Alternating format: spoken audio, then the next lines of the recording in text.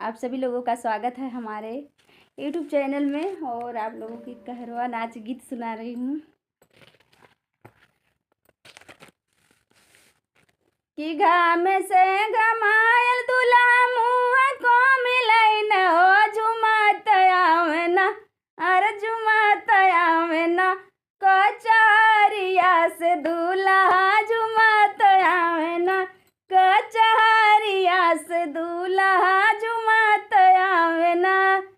घोड़वा ते बनन सैया कादमे के डरिया छाए गईले ना, अरे छाए गईले ना, ओह मलिनिया के घरवा छाए गईले ना, ओह मलिनिया के घरवा छाए गईले ना।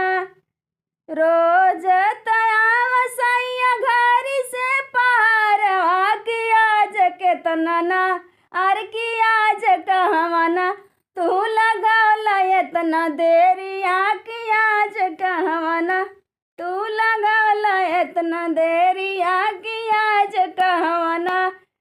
घोड़वा त बन निधान लाऊ, घोड़वा त बन निधान कादमे की डरिया छाए गईली ना, अरे छाए गईली ना, ओह मलिनिया के घरवा छाए गईली ना, ओह मलिनिया के घरवा छाए गईली ना।